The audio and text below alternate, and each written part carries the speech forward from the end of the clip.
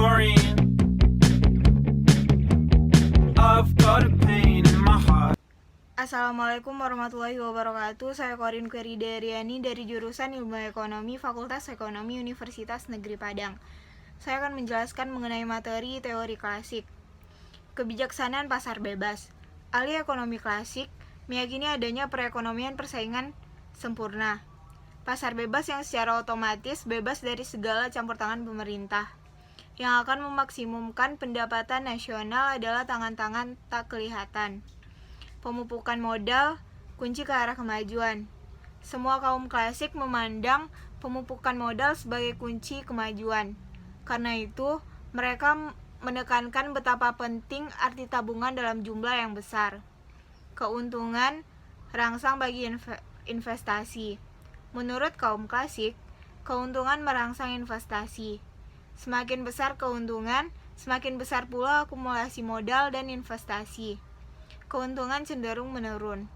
Keuntungan tidak akan naik secara terus-menerus, namun cenderung menurun apabila persaingan untuk menghimpun modal antar kapitalis meningkat.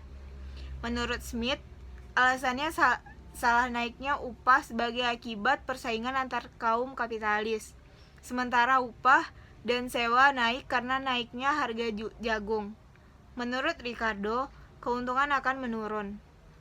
Keadaan stasioner. Semua ahli ekonomi klasik meramalkan timbulnya keadaan stasioner pada akhir proses pemupukan modal. Sekali keuntungan mulai menurun, proses ini akan berlangsung terus-menerus sampai keuntungan menjadi nol. Pertumbuhan penduduk dan pemupukan modal terhenti, dan tingkat upah mencapai tingkat kebutuhan hidup minimal. Dalam model klasik, hasil akhir pembangunan kapitalistik adalah stagnasi. Stagnasi terjadi karena kecenderungan alamiah keuntungan untuk menurun dan sebagai konsekuensi lemahnya pemupukan modal. Jika hal ini terjadi, pemupukan modal berhenti, penduduk mandek, dan keadaan stasioner terjadi. Pada gambar ini, unsur waktu digambarkan dengan sumbu horizontal dan tingkat pemupukan modal DK per DT dengan sumbu vertikal. Perekonomian tumbuh dari K ke S selama perjalanan waktu T. Sesudah T, perekonomian mencapai keadaan stasioner yang dihubungkan dengan titik S, di mana pertumbuhan lebih jauh tidak mungkin terjadi, karena upah naik begitu tinggi sehingga keuntungan menjadi nol, dan pemupukan modal berhenti. Penilaian. Teori klasik tentang pembangunan yang abstrak dan sederhana ini tidak bebas dari kritik. Yang pertama, mengabaikan kelas menengah. Yang kedua, melalaikan sektor publik. Bagi kaum klasik, persaingan sempurna dan lembaga milik pribadi merupakan prasyarat utama bagi pembangunan ekonomi. Yang ketiga, meremehkan teknologi. Yang keempat, hukum yang tidak realistik. Yang kelima, pemikiran keliru mengenai upah dan keuntungan. Upah ternyata tidak cenderung menuju ke tingkat hidup minimal. Kenaikan upah uang terjadi terus-menerus, tanpa dibarengi dengan kemerosotan tingkat keuntungan. Perekonomian yang telah matang ternyata tidak mengalami tahap stagnasi ekonomi. Yang terakhir, proses pertumbuhan yang tidak realistik.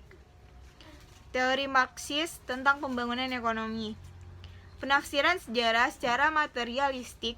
Penafsiran secara materialistik terhadap sejarah yang mencoba untuk memperlihatkan bahwa semua peristiwa sejarah adalah hasil perjuangan ekonomi yang terus-menerus di antara berbagai kelas dan kelompok dalam masyarakat. Sebab utama perjuangan adalah pertentangan antara cara produksi dengan hubungan produksi. Cara produksi menunjukkan pada perjanjian produksi tertentu dalam masyarakat yang menentukan keseluruhan cara hidup sosial, politis, dan keagamaan. Nilai lebih. Marx menggunakan teori nilai lebih sebagai basis ekonomi bagi perjuangan kelas di dalam kapitalisme. Dan atas dasar teori nilai lebih inilah, ia membangun suprastruktur analisa pembangunan ekonominya. Kapitalisme menurut Marx terbagi ke dalam dua kelompok besar, yaitu para pekerja yang mempunyai yang menjual tenaga buruh dan para kapitalis yang memiliki alat-alat produksi. Nilai tenaga buruh adalah nilai dari sarana kehidupan yang diperlukan untuk mempertahankan hidupnya. Ditentukan oleh jumlah jam yang diperlukan untuk menghasilkan tenaga buruh itu. Kelebihan tenaga yang diberikan oleh pemilik tenaga tanpa menerima apa-apa disebut oleh Marx sebagai tenaga lebih. Akumulasi modal. Menurut Marx, tenaga lebih yang membawa kepada akumulasi modal. Tenaga lebih semata-mata hanya memperbesar keuntungan kapitalis. Motif utama kapitalis tersebut adalah untuk meningkatkan nilai lebih guna memperbesar keuntungan. Keuntungan ditentukan oleh jumlah modal untuk menjelaskan asal-usul laba dan menganalisa hubungan antara upah dengan laba. Marx memisahkan modal menjadi modal konstan yang dilambangkan oleh huruf C, yaitu modal yang ditanamkan dalam persediaan atau bahan mentah atau peralatan yang secara langsung menunjang produktivitas kerja. Modal variabel dilambangkan oleh huruf V adalah modal yang diperuntukkan bagi pembelian tenaga kerja dalam bentuk upah atau nafkah hidup langsung. Nilai lebih ditandai dengan huruf S. Jadi nilai total produk adalah W sama dengan C ditambah V ditambah S, atau dalam kurung C ditambah V tutup kurung ditambah S. Atas dasar pemisahan output total inilah Marx memperkenalkan skema departemen reproduksi sederhana dan skema departemental reproduksi yang diperluas. Untuk menganalisa sifat akumulasi kapitalis, Marx menjalin hubungan tertentu antara C, V, dan S. Rasio antara modal konstan dengan variabel C per V disebut dengan komposisi organik dari modal. Tingkat nilai lebih didefinisikan sebagai S per V, yaitu rasio nilai lebih terhadap modal variabel atau rasio keuntungan terhadap upah. Ini dikenal sebagai derajat atau tingkat eksploitasi.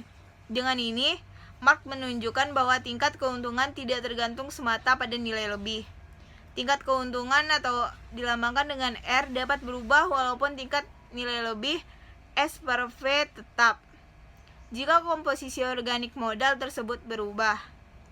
Pengaruh kemajuan teknologi dapat mengubah komposisi organik modal, yang biasanya walaupun tidak selalu ke arah yang meningkatkan rasio modal konstan terhadap modal variabel.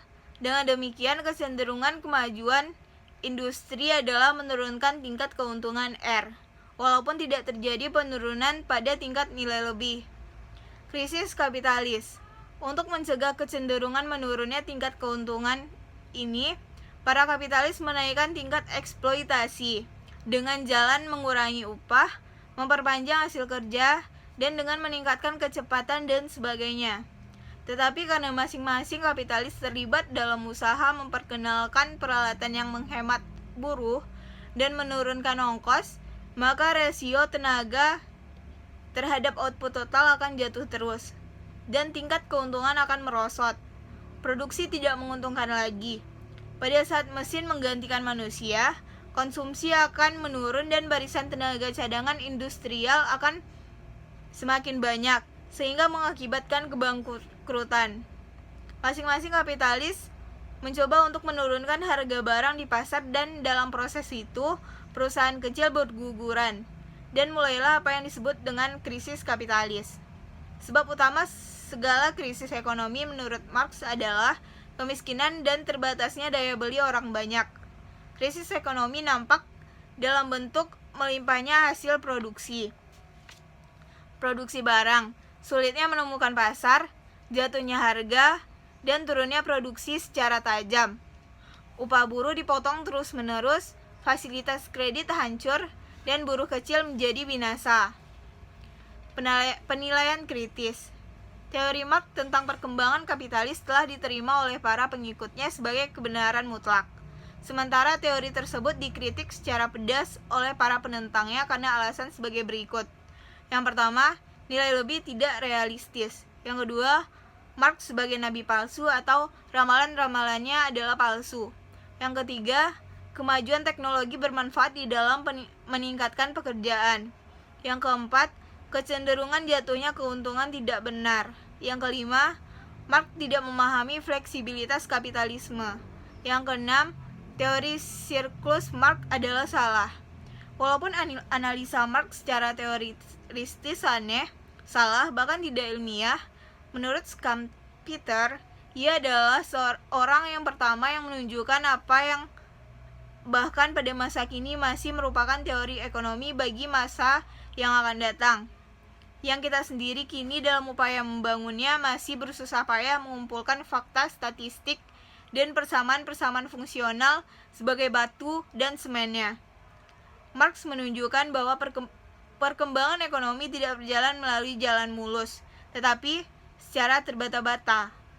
Ia menunjukkan keadaan konsumsi rendah adalah penyebab utama depresi, dan pertumbuhan yang mantap menghendaki keseimbangan yang tepat di antara investasi dan konsumsi. Ia juga menunjukkan bahwa upah yang terlalu rendah atau terlalu tinggi dibandingkan dengan total output dapat berpengaruh buruk pada investasi dan dengan demikian menghambat pertumbuhan ekonomi. Teori Marx pada negara terbelakang. Marx khususnya hanya memperhatikan permasalahan yang berkaitan dengan pembangunan kapitalisme di dunia barat. Negara jajahan dianggap sebagai tingkat yang paling tinggi dalam perkembangan kapitalisme. Dominasi asing dianggap sebagai sebab utama keterbelakangan ekonomi negara jajahan. Satu-satunya obat mujarab adalah kebebasan politik mereka. Kegagalan Marx untuk menyadari adanya tekanan penduduk membuat teorinya tidak bisa diterapkan di negara terbelakang yang berpenduduk sangat padat. Tetapi beberapa variabel dalam analisanya memang benar-benar ada di dalam perekonomian serupa itu. Di negara terbelakang yang sampai kini di bawah pemerintah kolonial, tenaga buruh dieksploitir demi keuntungan negara penjajah. Di situ terdapat pemusatan modal dalam kekuasaan segelintir kapitalis. Bahkan sekarang, hampir di seluruh negara terbelakang yang secara politik telah merdeka, upah hanya cukup untuk hidup, kesengsaraan rakyat meningkat terlihat jelas. Barisan cadangan yang terdiri dari pengangguran tersembunyi dan menahun terlihat muncul. Masalah konsumsi rendah terlihat di mana-mana, dan masyarakat secara jelas terbagi menjadi dua kelas, karena kelas menengah benar-benar tidak ada. Adanya kondisi semacam itu dapat menimbulkan perjuangan kelas dan pembentukan kediktatoran proletariat.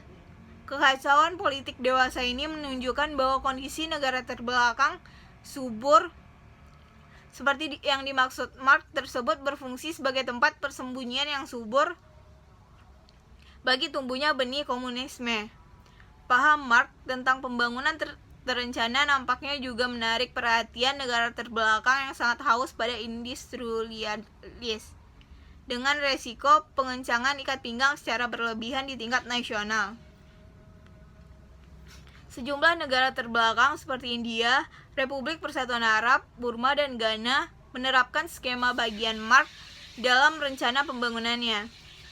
Strategi dasarnya ialah untuk meningkatkan investasi dan produksi sektor pertanian dan sektor usaha kecil. Tujuan utamanya adalah untuk menciptakan kesempatan kerja yang lebih luas, untuk meningkatkan daya beli dan permintaan baru untuk membangun dasar modal yang kuat, dan meningkatkan kapasitas teknik dan produksi.